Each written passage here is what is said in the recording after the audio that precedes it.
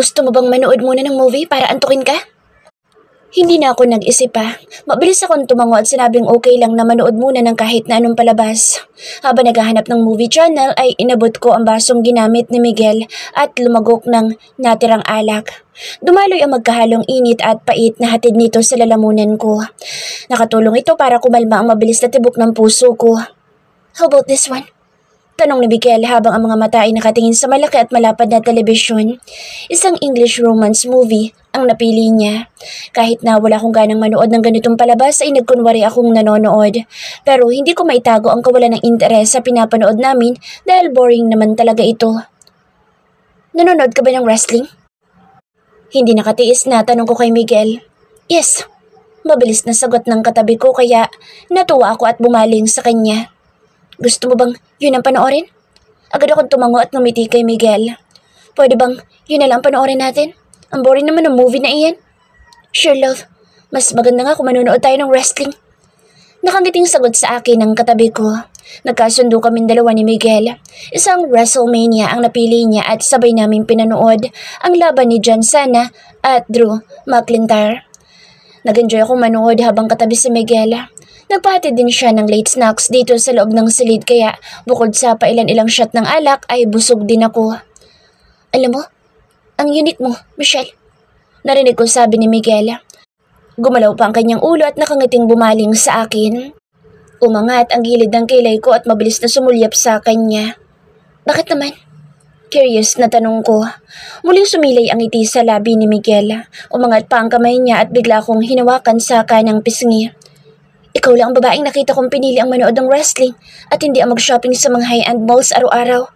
Maliban sa napakaganda mo, napakalakas din ang personality mo, Michelle. Para bang kaya mong gawin ang kahit na ano at hindi mo kailangan ng kahit na sino sa tabi mo. Paliwanag ni Miguel habang seryosong nakatitig sa mga mata ko.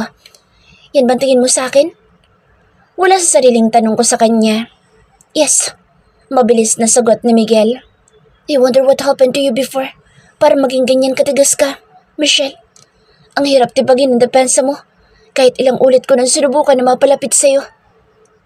Mukhang umeepekto ng alak sa sistema ng katabi ko. Sa tingin ko'y lasing na si Miguel, kaya nasasabi niya ang totoong laman ng kanyang isipan ngayon.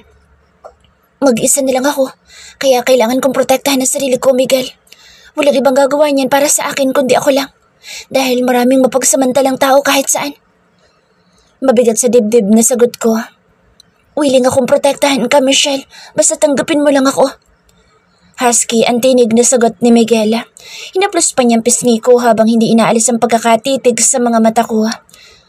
Bakit? Malakas ang kabog ng dibdib na tanong ko.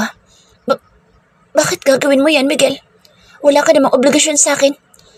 Nakita kong sumilay ang ngiti sa labi ng lalaking katabi ko. Hindi ko mabasa kung ano laman ang isipan niya ngayon, habang seryoso at naniningkit ang mga matang nakatitig sa mukha ko. Mali ka, Michelle. Mag-asawa na tayo. Love, at kahit na anong mangyari mananatili kang Mrs. Miguel Monterreal. Umawang ang mga labi ko. Nanliit ang mga mata ko habang kunot ang noo at nagtatanong ang mga mata na nakatingin sa kanya. Nakainom ako pero malinaw pang isipan ko. Hindi ko nga lang alam kung ganoon rin ang laking katabi ko dahil kung ano-ano na mga sinasabi niya.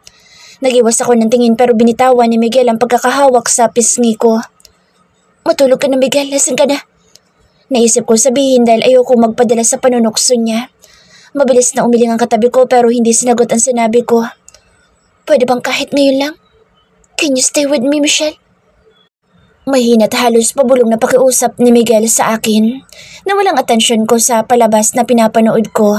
Kahit na intense na ang laban ng paborito kong wrestler na si John Cena, ay nakalimutan kong nanonood pala ako. Mas lalo ko nagdalawang isip dahil sa mga narinig ko sinabi ng lalaking katabi ko. Hindi ko alam kung dala lamang ba ito ng kanyang kalasingan o baka naman ay sinusubukan niya ako. Ano bang gusto mo mangyari, Miguel? Walang emosyon na tanong ko sa kanya. Hindi pa ba obvious na gusto kita, Michelle?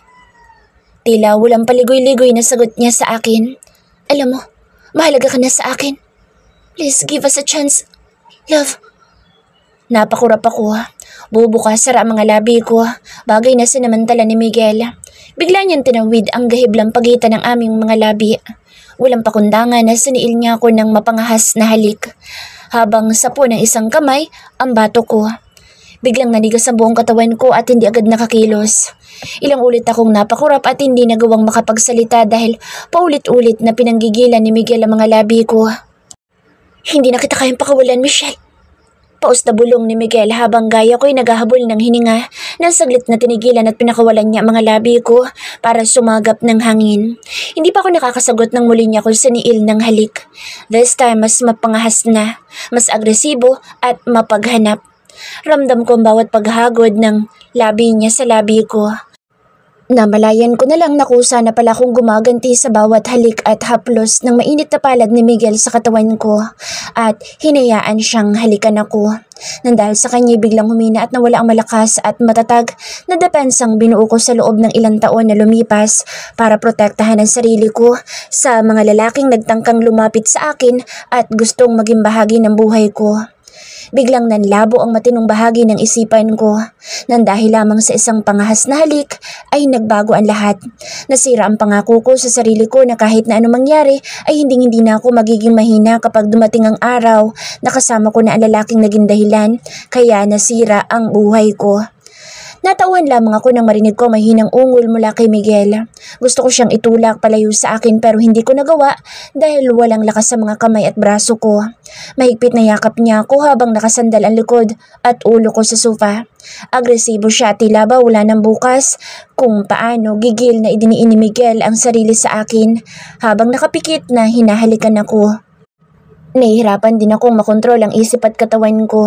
Ang hirap pigilan na huwag makaramdam ng kakaiba sa tuwing humahaplos at sensual na humahagod ang mainit na palad at daliri niya sa balat ko.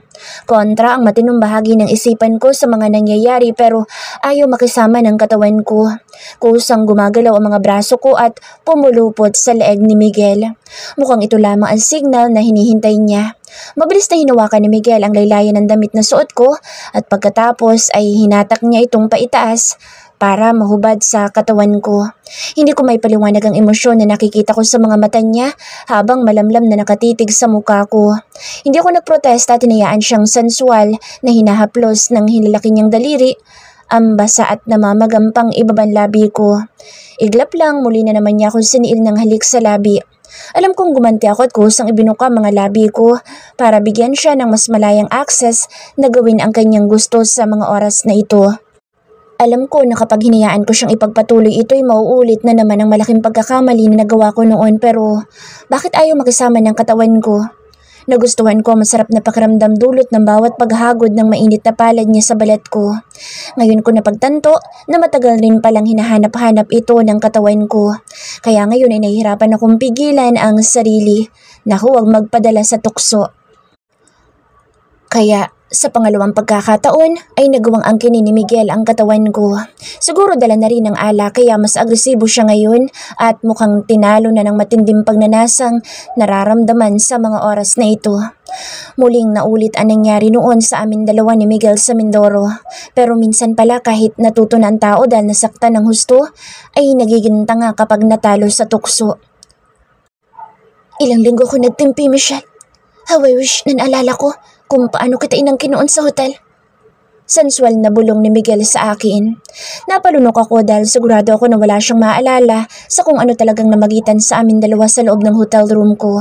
Alam ko sa sarili ko na wala naman talaga nangyari noon sa amin ni Miguel pero ginamit ko ang pagkakataon na iyon para sirain ang pangalan niya pero hindi ko inaasahan na may iba palang plano at ipapagawa sa akin si Boss Christian.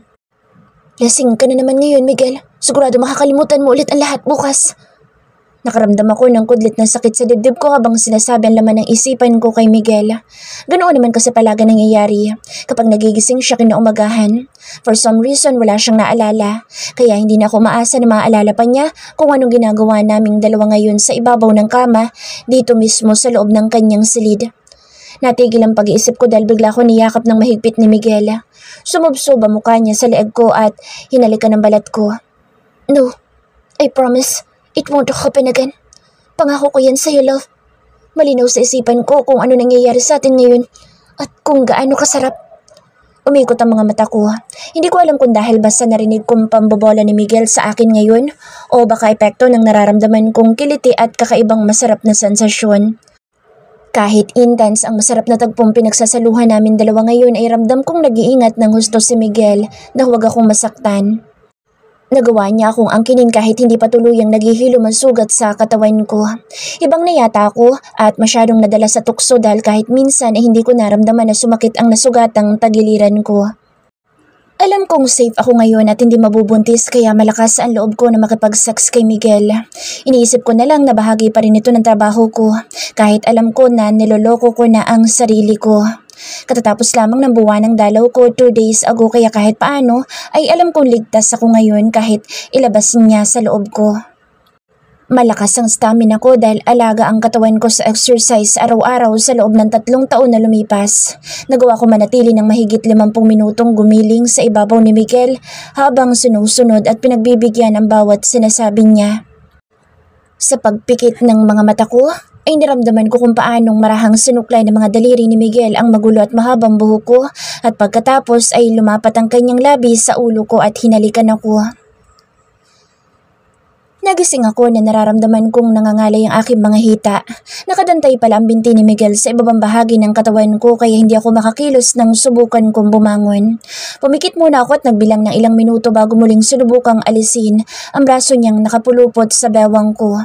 Mukhang hindi malalim kung matulog sa Miguel dahil kahit maingat na naalis ko sa bewang ko ang braso niya ay agad niya akong kinabig, pasiksik at palapit sa kanyang katawan. "Good morning, love." Pause ang tinig at mukhang inaantok pa na bati sa akin ni Miguel. "Love?" Mahaba ang uso na sabi ko. "Tigilan mo nga yan, Miguel. Wala naman sa kasunduan natin na tatawagin mo ako ng ganyan." Naramdaman kong umalog ang balikat at dibdib ni Miguel. Natawa siya sa sinabi ko at pinisil ang baba ko. "Kalimutan mo nang tungkol sa kasunduan natin noon. Sabi ko naman sa'yo kagabi na kahit na anong mangyari hindi na tayo maghihiwalay at mananatili kang Mrs. Monterreal." Inikutan ko siya ng mga mata, as if naman na pwede talaga mangyari ang sinabi niya. "Tigilan mo ako sa ganyan mo, Miguel.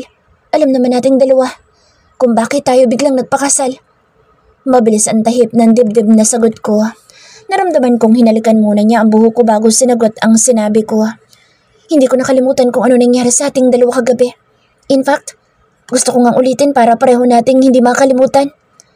Mabilis na tinampal ko ang kamay ni Miguel na dumapot pumisil sa mga dibdib ko. "Shut up! Tigilan mo ako, masakit pang katawan ko." Nakasimangot na sabi ko kay Miguel dahil mukhang nagiinit na naman siya sa tabi ko. "Bitawan mo nga ako, kailangan kong gumamit ng banyo." Lumuwag ang pagkakayakap ng mga braso niya sa katawan ko pero bago niya ako tuluyang pakawalan ay mabilis na dumampi ang labi niya sa mga labi ko. Inikutan ko siya ng mga mata sabay tulak palayo sa akin. Kapag nagtagal akong nakahiga katabi ni Miguel ay siguradong hindi na naman siya makakatiis at muli akong aangkinin ngayon. Mabilis akong bumaba ng kama at halos patakbong tinungo ang banyo para maligot magsipilyo. Hubot-tubad kasi ako dahil hindi ko na nakita sa sahig ang mga damit na hinubad ni Miguel kagabi sa katawan ko. Mabilis na binuksan ko ang dutya at agad na naligo.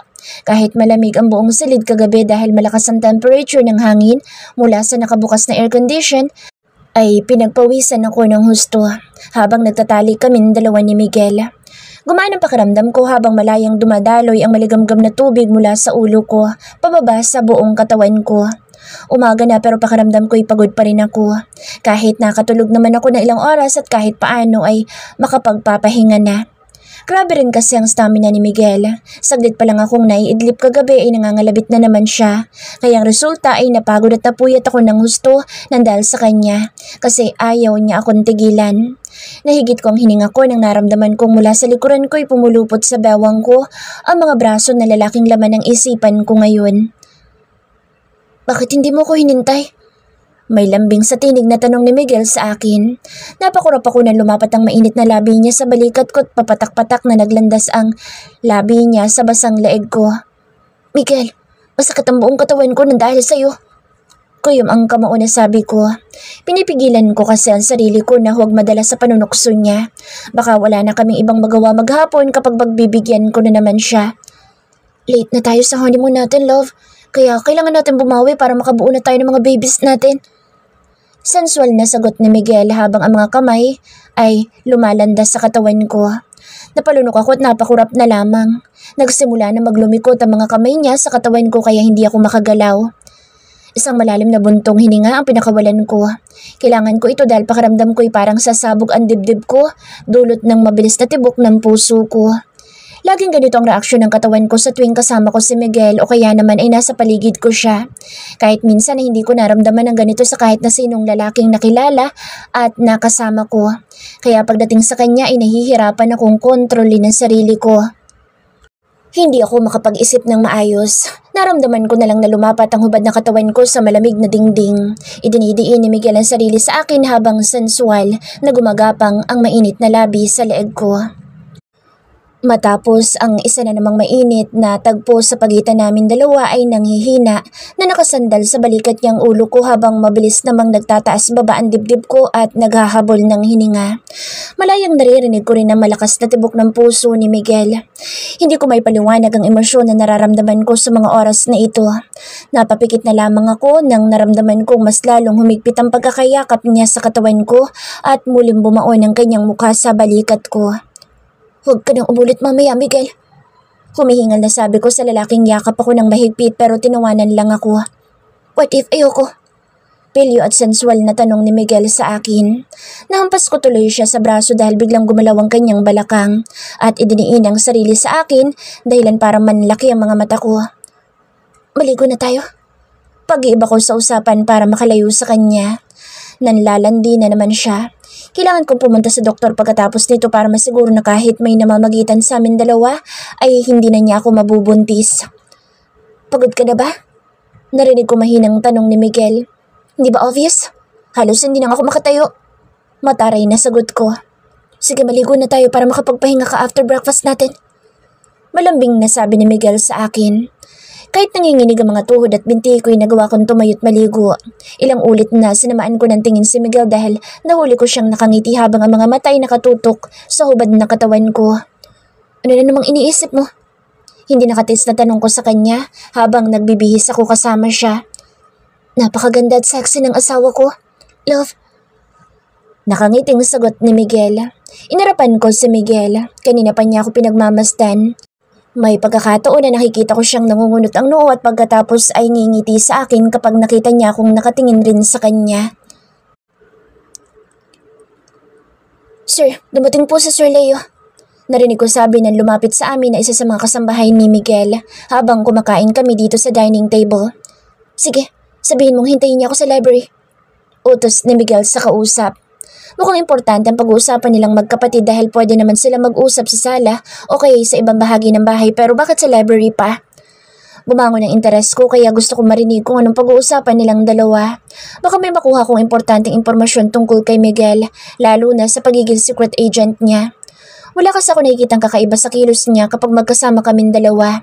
Tanging manager ni Miguel at mga kapamilya niya ang nakikita kong kausap niya araw-araw. Wala ko nakitang kahit na anong bakas ng pagiging secret agent ni Miguel. Umaalis lang siya sa bahay kapag pupunta sa studio at kailangan sa kanyang trabaho. Nagangat ako ng mukha nang dumapo sa kanang hita ko sa ilalim ng mesa ang kamay ni Miguel. Napatingin ako sa kanya pero gumalaw lang ang gilid ng kanyang labit ngumiti sa akin. Love, enjoy your breakfast. Pupuntahan ko muna sa Leo. Kumain ka mabuti ha? Tumango ako at tipid na ngumiti sa kanya. Okay. Sinundan ng mga mata ko ang papalayong figura ni Miguel hanggang sa tuluyang nawala siya sa paningin ko. Agad akong tumayo at pumunta sa kusina. Good morning, Ma'am Michelle. May kailangan po ba kayo? Magalang na tanong sa akin ni Nana nang makita ko. Ngumiti ako sa kanya at sinabi ko kung anong pakay ko dito sa kusina. Pasensya na po, Nana. Pero pwede po bang magpahanda ng kape? Nakangiting tanong ko. Dumating po kasi ang kapatid ni Miguel kaya magpapatulong po sana ako maghanda ng inumin at merienda para sa kanilang dalawa. Sige po, kaming dalawa na ni Lorena bahala.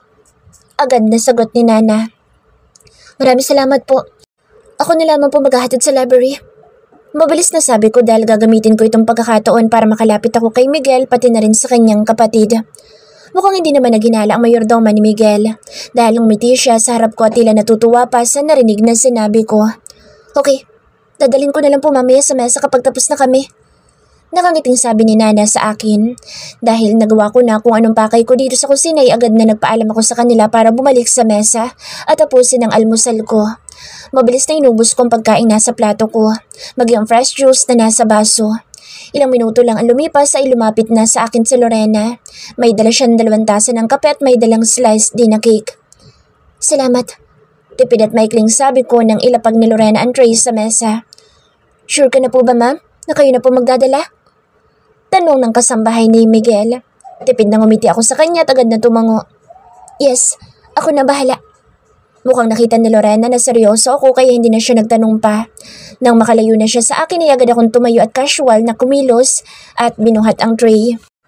Alam kong may nagkalat ng mga CCTV camera sa buong kabahayan kaya walang pagmamadaling naglalakad ako papunta sa library. Hindi ako nahirapang hanapin ang library. Alam ko kung saang silid nandoon ngayon si Miguel at ang kanyang kapatid dahil lang ilang ulit ko na siyang nakitang pumunta doon. Hindi na ako nag-abalang kumatok. Nakawang ang pintuan ng library ng datnan ko kaya mula sa kinatatayuan ko ay narinig ko ang tinig ni Miguel. Mukhang may iba siyang kausap sa cellphone dahil sigurado akong hindi sila ganito kung mag-usap ni Leo.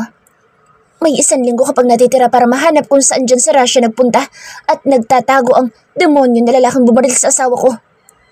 Biglang kumabog ng malakas ang dibdib ko. Tahimik si Miguel nitong mga nakaraang linggo pero hindi ko alam na pinaiimbestigahan pala niya si Max. What? Sigurado ka ba dyan sa impormasyon na nalaman mo? Narinig ko malakas na tanong ni Miguel sa kausap. I don't trust him. Sigurado ako sangkot sa mga illegal na gawain si Maximo Ferrer. Alam ko na may kaugnayan siya kay Christian Casimir dahil isa siya sa reported wounded na nasa list ng ahensya natin nung nagkaroon ng shootout sa Pasay last month. Natigilan ako. Ahensya? Ibig sabihin ba nito totoong hinala ni Boss Christian na nagtatrabaho nga siya sa isang government link agency na hawak at pinamumunuan ngayon ni General Arthur Matias? Isang malalim na buntong hiningang pinakawalan ko para paluwagin ang naninikip na dibdib ko dahil napakabilis ng tibok ng puso ko. Good morning. Nakangiting bati ko sa kapatid ni Miguel. Ngumiti rin sa akin si Leo nang makita ako at pagkatapos ay binati ako. Good morning, Michelle. Sinadya akong pumasok dito sa loob ng library para hindi ako paghinalaan ni Miguel na nakikinig sa usapan nilang magkapatid. Kung sakaling makita niya sa CCTV na pumunta ako dito sa library at ilang minutong nanatili sa labas. Tawagan mo ako agad kapag natapos mo ng trabaho mo. Narinig ko sabi ni Miguel sa kausap at pagkatapos ay mabilis na ibinaba ang hawak na cellphone at pinutol ang tawag. Ngumiti ako kay Miguel na magtama ang aming mga mata. Dinalhan ko kayo ng kape. Hindi mo kasi tinapos ang breakfast mo kanina. Mabilis na pagdadahilan ko. Hindi ko alam kung tama bang nakita ko pero hindi nakaligtas sa paningin ko kung paanong nangislap ang mga mata ni Miguel nang ngumiti siya sa akin. Ang sweet naman ng asawa ko. Kahit ang awkward sa pakiramdam na sweet siya sa akin habang kaharap namin ang kanyang kapatid at tinawag pa akong asawa, ay ngumiti rin ako sa kanya. Mabuti na lang at hindi nanginig ang kamay ko nang ilapag ko sa center table ang tray na dala ko at isa-isang inilagay sa harap nila ang tasa ng kape at cake na nasa platito. Kumusta naman kayong dalawa nitong kapatid ko, Michelle? Tanong ni Miguel sa akin. Ayos naman. Agad na sagot ko at tumayo ng tuwid. Kailan ka pa naging chismoso, Leo?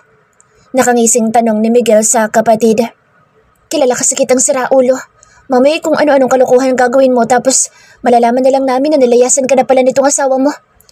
Sagot ni Leo bagay na tinawanan ni Miguel at pagkatapos ay bumaling sa akin. Love, huwag ka makikinig dyan kay Leo. Sundalo kasi iyan kaya magaling mag-mind conditioning. Kahit hindi maganda ang pakiramdam ko sa sitwasyon ay natawa ako lalo na nang sabihin ni Leo na hindi raw siya katulad na lalaking katabi ko na siyang chismoso at bully sa kanilang 3 magkakapatid. Sige na, maiwan ko na muna kayong dalawa dito. Agad na paalam ko sa magkapatid.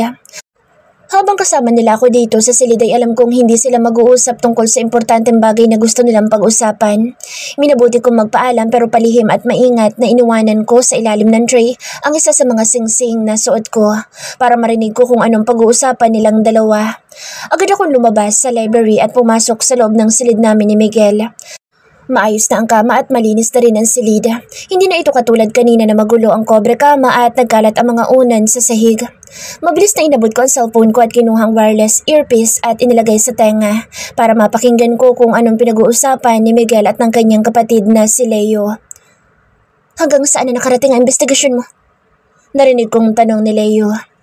Masyadong complicated ang lahat, Leo. Mabilis na sagot ni Miguel. Alam ko sa sarili ko na kamukha ng asawa kong babaeng palagi ko napapanaginipan. Pero wala akong makitang kahit na anong koneksyon nilang dalawa sa isa't isa. Wala si Michelle dito sa Pilipinas na nangyari ang tangkang pagpatay sa akin ng mga rebeldeng tauhan ni Makaraig. Sigurado ka ba na tama ang impormasyon na iyan at hindi manipulated? Muling tanong ni Leo. Hindi sumagot si Miguel. Katahimikan ang sumunod na narinig ko mula sa loob ng silid na kinaroroonan nila. Kalansing ng baso at tinidor ang tanging naririnig ko. Katunayan na pareho silang uminom ng kape. Si Leo ang bumasag sa katahimikan at narinig kong una nagsalita. Wala bang ibang kapatid sa Michelle? Upon my investigation, wala siyang ibang kapatid. Mabilis na sagot ni Miguel. Paano kung gaya natin ay may kakambal din pala ang asawa mo? Kaya magkamukha silang dalawa ng babaeng napapanaginipan mo? Muling tanong ni Leo sa kapatid. I don't know. Hindi ko pa masasagot iyan ngayon, Leo. Maraming doubts akong tinitingnan ngayon. Mabilis na sagot ni Miguel. Kaya ng ano? Narinig kong muling tanong ni Leo. Like, kung kilala ba talaga ng asawa ko ang tunay na katauhan ng lalaki naging malapit sa kanya? I'm curious kung alam ba ni Michelle na member ng mafia organization ang kaibigan niya. Narinig kong sagot at paliwanag ni Miguel. May nakikita ka bang kakaiba sa kilos at mga ginagawa ng asawa mo? Seryoso ang tinig na tanong ni Leo sa peking asawa ko. Mabilis namang sumagot si Miguel. Magaling sa martial arts si Michelle. Malakas ang personality niya at nakikita ko na hindi lamang siya tipikal na babae. Pakiramdam ko isasabog ang dibdib ko dahil sa mga naririnig kong usapan ng dalawang lalaking pinakikinggan ko. Napakalakas din ang tibok ng puso ko na naging dahilan para magtaas baba ang dibdib ko. Pinaghihinalaan mo ba na may itinatago sa iyo ang asawa mo, Miguel? Ito ang tanong na talagang hinintay ko ang kasagutan. Hindi kasi agad sumagot si Miguel kaya halos mapugtong hininga ko habang naghihintay na sagutin niya ang tanong ni Leo sa kanya. Pakiramdam ko ito na ang pinakamatagal na sandaling lumipas sa buhay ko. Hindi kasi agad sumagot si Miguel sa tanong ni Leo kaya lalo lamang ako nagkaroon ng interes na marinig kung ano isasagot niya. Sa mga nangyari sa pamilya natin lalo na sa inyo ni Yaya ay hindi malayong maulit iyon. Leo, nasa serbisyo kayong dalawa ni Daddy at mainit kayo sa mga rebelde. Ganon din sa trabaho ko. Marami akong kriminal na nasagasaan at kilalang mga bigating tao na pwedeng magiganti sa akin kapag nalaman nila kung sino talaga ako. Paliwanag ni Miguel. Ang huling sinabi niya ang talagang kumuha sa atensyon ko. Mas malakas na ngayon ang hinala ko na isang secret agent si Miguel at wala pang nakakakilala sa identity niya in public. Kilala lamang siya bilang isang sikat na singer at artista ng publiko. Ginagamit niya ito para huwag siyang paghinalaan ng mga taong naging bahagi ng kanyang trabaho. Happy-go-lucky ang image ni Miguel. Hindi siya seryoso sa buhay at puro kalokohan. Naintindihan ko na kung bakit hindi ito pinagtatakpan ng talent agency niya. Dahil magandang scapegoat ito para manatiling malaya siyang kumilos at lihim na magawa ang kanyang trabaho. Base sa naging karanasan ko kay Miguel ay malaki nga ang tendency na tama ang natuklasan ko dahil magaling siya sa self-defense. Naputol ang malalim na pag-iisip ko nang marinig kong nagsasalita si Miguel. Halos parehong personality ni Yara at ng asawa ko, Leo. Magaling silang dalawa sa martial arts at kaya nila ipagtanggol ang sarili sa kahit na anong sitwasyon. They are equally strong and independent pero ayokong paghinalaan si Michelle. Na-curious ako kung sino si Yara at kung ano ang kaugnayan niya sa pamilya Monterreal. Pangalan pa lang niya ay may kakaiba na. Base sa mga narinig ko sinabi ni Miguel at pag-uusap nila magkapatid, ay may mas malalim pang kahulugan ang pagkatao ng babaeng iyon. Hindi ko maunawaan kung bakit nasabi ng peking asawa ko na may pagkakapareho daw ang personality namin dalawa ni Yara. Kaya nagkaroon ako ng interest para alamin kung sino ang babaeng iyon. Kung sakaling dumating ang araw na may malalaman akong hindi maganda tungkol kay Michelle at sa pagkatao niya ipakikinggan ko muna ang paliwanag niya para hindi na maulit kung ano man ang nangyari sa inyo. Kaya nagkalayo kayong mag-asawa. Napapikit ako habang nakikinig sa usapan ng magkapatid. Pakiramdam ko'y nasa bingit na ako ngayon ng katotohanan. Pareho kami nag-iimbestiga ni Miguel at hindi ko alam kung anong kahihinatnan nito. Base sa mga narinig ko'y malinaw na totoo nga ang sinabi ni Miguel na wala talaga siyang maalala tungkol sa nangyari sa kanya noon sa probinsya. Habang lihim na nakikinig ako sa pag-uusap ng magkapatid, ay mabilis na nag-compose ako ng message at pinadala kay Boss Christian. Sinabi ko sa kanya ang totoo dahil mas kailangan ko ngayon ng protection niya. Nalaman na ni Miguel ang koneksyon ni Max sa organisasyon at kapag hindi ako nag-ingat ay hindi malayong matuklasan niya ang tunay na katauhan ko, lalo na at lihim pala siyang nag-iimbestiga. Alam na rin ni Boss Christian ang tungkol dito, maging ang narinig kong sinabi ni Miguel kanina tungkol sa ahensya at nag-iimbestiga sa organisasyong kinabibilangan namin. Don't worry, Lady M. I assure you, they won't find anything against you. Nakahinga ko nang maluwag at agad na binura ang text message na natanggap ko. Alam ko malinis ang record ko dahil identity ng isa sa mga kilalang tao dito sa bansa at member ng organisasyon ang nakalagay sa public records ko.